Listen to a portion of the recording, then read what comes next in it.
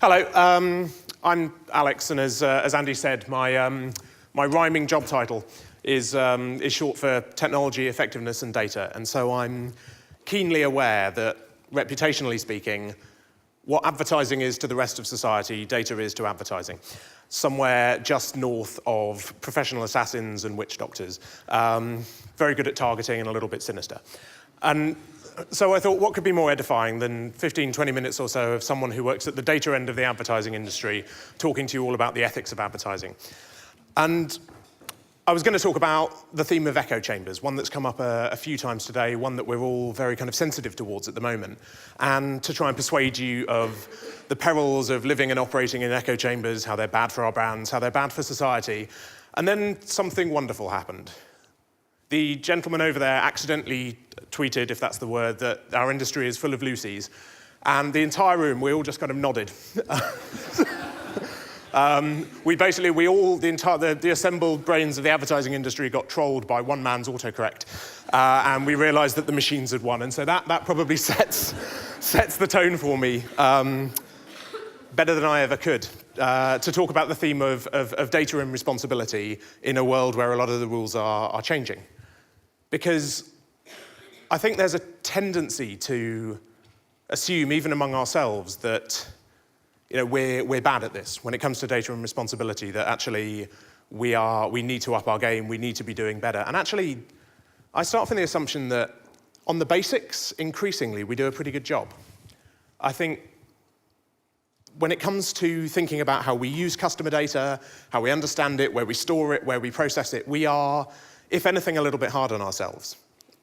And I think we have got a lot better in the last few years because the stakes have been raised and because, broadly, none of us want to be here. None of us want to be the next TalkTalk, the next Yahoo. None of us want to be the next brand whose reputation and whose sales take a hit because we haven't been compliant with customer data because something has happened to us outside our control that means that our customers' data is leaking, is available for sale, is under threat. So actually, the levels of compliance, but also the levels of thought and of care that you see from the industry have increased a lot over the last few years. We are increasingly doing all the right things when it comes to people's data and how we process it and how we store it. It's not perfect, we know there's more to do, but I start from a point of relative optimism when it comes to the nuts and bolts of doing the right things with data. But that means that when we talk about data and responsibility now, we're talking about something slightly, subtly different. Because we are doing all the things right in a technical sense. But that's a good opportunity to prod ourselves slightly, to ask whether in the ways that we are using data, in the ways that we think about targeting audiences, how we reach people, where and when our communication has an impact and with whom, whether we're doing the right things for our brands, whether we're doing the right things for society and public debate and the public sphere that, as we've seen in all of the conversations today, we unambiguously fund and support with the work that we do. Because I think as a data person, there's that creepy label naturally attaches itself. But generally, I think the way we use data today, the way we talk about targeting and personalization, starts from a pretty good place. If there's an assumption from outside that we're doing it to be creepy, there is absolutely not that assumption when you talk to advertisers, to marketers, to agencies about the reasons why they try to use data to get closer to people. Actually, there's an ethical belief that we often don't kind of prod at and think about and challenge that sits underneath a lot of what we do. And it's the ethical belief that advertising wastage is the 8th deadly sin. And in particular, that it is wrong, that it is rude, that it is a little bit kind of unseemly to talk to people who aren't already interested in what you've got to say. Something you hear a lot now is that advertising shouldn't be interruptive, it shouldn't be intrusive, it should go to the people who are kind of seeking it out, it should, it should kind of listen before it talks. All of which is true to some extent and comes from a good place. And I think when we think about how we're using data, and therefore the world that we're creating in media and the world that we're creating with it, It's worth understanding, first of all, with everything I'm about to say next, that it comes from a good place. It comes from the desire not to interrupt, to be more interesting, to be more relevant, to be more personal without being more creepy. And most of the best work that we see with data for targeting is not just about zeroing in on people, but genuinely comes from the belief that it is, as your mother told you, rude to interrupt. But what a world that creates. And it's worth exploring some of the impact of that. It's bafflingly 10 years now since Time, who do their Person of the Year every year, put you on the cover. And they had this remarkable kind of mirror image cover on Time that said that you control the information age. Welcome to your world. It's 10 years now since we made a recognition that the media environment has changed to be more personal, to be more democratized, if you like, to be more driven by individual people as creators and as receivers and processors and sharers of information. Skip forward 10 years, and the Person of the Year was Donald Trump a few weeks ago. The man who, whatever you think of his policies, surprised us all. The man who confounded our expectations. The man who probably most of us in this room thought again and again and again wouldn't win. And the man whose rise to power, whose movement into the White House has been heavily involved with a media that is controlled by you, by us, by individuals, a changed media world where suddenly all of our instincts feel a little bit wrong. What's happened in the space between those two Time covers is a transformation in the way in which the decisions are made about the media that we see. Increasingly, and this will be a surprise to nobody anymore, what has happened is often gets called social media, the rise of kind of social or community media, but it's really the rise of very personal media. It's the rise of advertising placement that is based on systems and algorithms that learn what we like. It is advertising reflecting ourselves back at us. It is advertising that uses information about what we've done before to second guess what we will like next and what will interest us, and to use that to generate and influence media placements. And we talk a lot, particularly in the media industry, about the move from channels to platforms, or the rise of these new media platforms. And platform is one of those wonderful words that can mean whatever you want it to on any given day, and everything's a platform, and I'm a platform, and you're a platform. But one good way of thinking about what a platform is in media terms, or one good way about thinking about what's happened in the gap between those two Time covers, from when you collectively got control of the media to Donald Trump surprising us all, is the move from editors to algorithms, that more and more of the placement of the advertising that we see is decided by algorithms now, rather than editors. And being a data person, I thought it would be remiss of me not to have one chart that had some data on it. So what I've done is to look at 10 years of UK, so actually more than 18 years of UK ad spend, and split it up broadly into how much of the advertising is placed by editors, so placed in things that have editors, be they newspaper editors or commissioning editors or this sort of thing, versus how much of it is discovered or placed largely by algorithms. So through search or through social media that targets and personalizes advertising content to individuals. And what you can see is that while editor-placed advertising has took a hit around the time of the economic downturn and has then remained relatively stable, algorithm-placed advertising keeps going up. And 2015 was the crossover year. It was the year when algorithms, broadly speaking, placed more ads than editors did, determined the context of where you see advertising more than editors did in your lives. I think there are a couple of reasons why it's right now that we've hit that period of crossover to ask questions about the impact of that, given that one of our kind of remits as the Advertising Association is to talk about the role that advertising has in a plural media, in a public sphere, in public debate. And for all of us as advertisers, one of our key objectives is to understand, as Paul and Ollie said, how advertising works and what it does for our brands and for our businesses.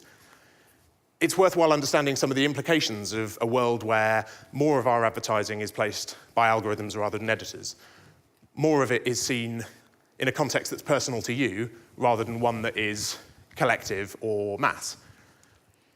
So let's talk about the impact for brands first. One of the sizable impacts that it can have, if not done well, if not attended to carefully, is that actually it can create rather small ponds for our brands. We've seen in the last few months several big advertisers globally, P&G, for example, Coca-Cola, stepping back a little bit from this entirely personalized, very targeted approach to managing their advertising investments, saying that they were seeing that as the chamber in which your advertising echoes gets smaller, when you are reaching only new mums or skateboarding millennials in San Francisco or whoever it is that you've decided is your key segment, the moment you turn that attitudinal segment into the remit of your advertising chamber, you tend to see worse results. Now, it's not universally true. At the level of driving short-term sales, at the level of doing that job that advertising increasingly needs to do of creating just-in-time attention, of getting in front of people who are looking to buy, it's very, very effective. But if overdone, if over-targeted, it can create very small ponds for your brands. What it means is that in the short term, your life as an advertiser gets enormously easier. Suddenly, everything looks like it's going rather well. You're putting advertising out to people, and all of those people are moderately to highly interested in it. And it's very easy to feel that you're doing rather well for yourself. But what happens over the longer term is you lose that ability to bring new people into your brand. You lose that ability to have an initial, long-run, warm-up conversation with people who will one day be really commercially valuable to you. You lose that run-up, effectively, when you're operating in a small pond, which is one of the worst mixed metaphors you'll hear today. One of the effects of that is, famously, nobody ever stands around the coffee machine. If your coffee machine looks like this, by the way, you work in an advertising agency. And says to each other, oh God, I saw the best highly targeted, completely personal paid search ad last night. I found it slightly striking that when the Secretary of State sort of elegantly peppered her speech with advertising slogans, only one of them was less than 20 years old. And that was Go Compare. But even if we were standing around the coffee machine saying this, answer would come there none, because of course we're all seeing different things. Of course, someone else doesn't see the highly personalized ad that was placed and delivered and designed only for you. Absolutely fine if what you're trying to do is nudge people over the door into the shop, so to speak, if you're trying to drive purchase. A huge problem if you are trying to be a brand that is capable of having a national conversation, and a significant challenge if you're trying to be an industry whose job it is to change people's minds en masse. To bring this to life to some extent, I find fascinating the Brandz Top 100 rankings that are done every year, and there are others done by Interbrand and the like, that aim to look at the most valuable brands in the world at any given time. They provide, so in their own right, they're kind of fascinating and browsable, but seen over time, and this ranking's been available for 10 years now, seen over time, they're fascinating for what they tell you. If you go back 10 years to roughly the time that Time magazine told you that you were in charge of the media now, and you look at the most valuable brands, they were the ones that had the greatest and most regular physical presence in your life. Cars, soft drinks, the banks on your high street, the shops that you bought your groceries at. Fast forward, and they still are. It's just that a whole new set of brands have leapt into the palm of your hand or your kitchen or your house on a daily basis. A lot of the most valuable brands are platforms, things that other people can build on top of, but they are also brands that have an astonishingly high frequency of personal encounter. So Google, Apple, Microsoft, Facebook, Amazon. Interesting that almost all of them now are things that exist on your phone, things that are technology networks, payment networks, interfaces to the world of information, to this world of media that you control. And McDonald's fighting it out there as the interface to chips. There's a slogan if you want. And so we enter this kind of fascinating world where it's still true that the brands that have the most value, the brands that contribute the most to their companies are the ones that have the highest frequency of physical interaction in our lives. It's just that that physical interaction increasingly happens here rather than in the fridge. But that's a warning shot to some of us who manage brands or think about the value of brands, not to piggyback too much, not to try and hide our brands. I talked a little bit about some of the ethics of modern advertising, some of the kind of unspoken assumptions we have about what advertising should do. One of them is that it's rude to interrupt. The other is that it's good to be useful, and it's incredibly important to be useful. As a result, I think some of us have a tendency to neglect the need for advertising to sell and promote the identity of our brands and put those identities and those images firmly in people's minds. Now, I've got one of these in my kitchen. It's an Amazon Echo. It's wonderful, and I still can't really use it properly. It's Amazon's voice-activated speaker/internet thing. I believe is how they describe it. And lots and lots of brands have built services on top of that now. So I can now say, Alexa, play me New York jazz, or Alexa, get me a ride, or Alexa, add this to my shopping list. And there's a whole set of brands that are operating behind the scenes to do that. And from the point of view of brand utility or brands as services, this works very, very well. So National Rail can tell me how my commute is going, Uber can order me a ride, Spotify can play my music for me. The problem is, Amazon gets all of the credit for that. And we, as brand managers, risk kind of subsuming ourselves under kind of some of these platforms that, because we are willing to provide utility, and we forget to get credit. So again, one of the ethical assumptions that we kind of put behind how we can use data to be more personal, more useful, more tailored, to fit more seamlessly into people's lives, gives us the problem that we fit so seamlessly into people's lives that the prominence of our brands gets a little bit lost. What this comes back to, the risk, if you like, for brands as a whole and for the advertising industry, is that we get too comfortable in echo chambers. We enjoy the smallness of the space. We enjoy talking to people whom we don't challenge and who don't challenge us back. A lot of those echo chambers now have algorithms, and a lot of those kind of echo chamber media formats now find themselves actually having to take a slightly more editorial stance to deal with some of what bounces around inside those chambers.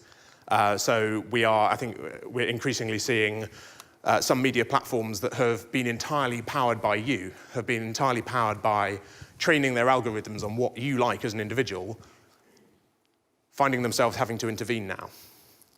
But this is not, absolutely not, and as we think about the implications of this for brands and advertisers, just about media planning decisions. This isn't about going, look, if I'm worried about the impact of this on my brand, if I'm worried that I'm talking too often to too small a crowd of people, this isn't just about saying I'm going to pull out of digital media and go back into non-digital. It's not about just saying, it's digital's been overdone, or we need to move back into press or TV or radio or other editorial channels. Because if anything, we've gone a little bit too far for that now. We are living in a world of both online and offline, analog and digital echo chambers. This was, I feel like I'm picking on Time magazine, but it's by no means universal. This was Time magazine's cover a few weeks before he surprised us all, a few weeks before he won. And there were two of these, actually. They ran as a series. He was even more melty in the next one. Confidently predicting that he couldn't win, as people had done all the way along. Confidently kind of creating an echo chamber for its readers, in much the same way that we can all kind of sit and nod our heads when told that our industry is full of Lucies without really kind of questioning what it is we're doing. So this isn't a kind of call to hopelessness, or everyone should be depressed and, oh God, we live in a world of echo chambers and there's nothing we can do about it. As an industry, as an association, there are absolutely things we can do about it, and it starts by having a grown-up conversation about the kind of media environment that we want to create, the kinds of media environments and the expectations that we are funding with our brands and with our advertising investment. And that starts by having a belief about the job of advertising. That starts by questioning some of our own ethics before we start kind of prodding individual channels or saying, how do we get, do we need to move more towards mass reach strategies or more towards targeting for driving sales and this sort of thing. Fundamentally, it's about recognizing that one of the jobs of advertising is to change people's minds.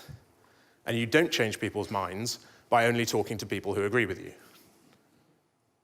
I'll say it again, it's the job of advertising to change people's minds.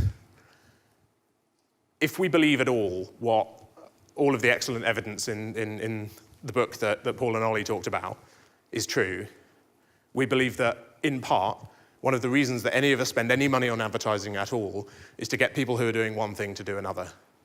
But to do that not through force or through discounting or through pricing, but through that mixture of rational and non-rational persuasion that changes people's minds in order to change their behaviors. But that means that as advertisers, we've got to be comfortable with the concept of debate. We've got to be comfortable with the concept of people disagreeing with us.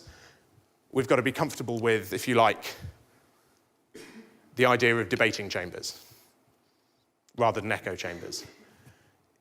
This, for me, is a fairly big conversation. It's about having the confidence to step back from individual conversations about which channels we use when, and to understand that it is advertising's role, as it has always been, to fund a plural media and to stimulate and be involved with public debate. Like I said, it's the job of advertising to change people's minds, and that means that one of the ethics of advertising has to be that it's good for us sometimes to get out of London, as it were, to go and talk to people who think differently from us, who disagree with us, and understanding in that we may not convert them overnight, they may not have the lowest cost per acquisition, but we are doing work that matters for the long term and matters for our industry as well as our individual brands. Thank you very much.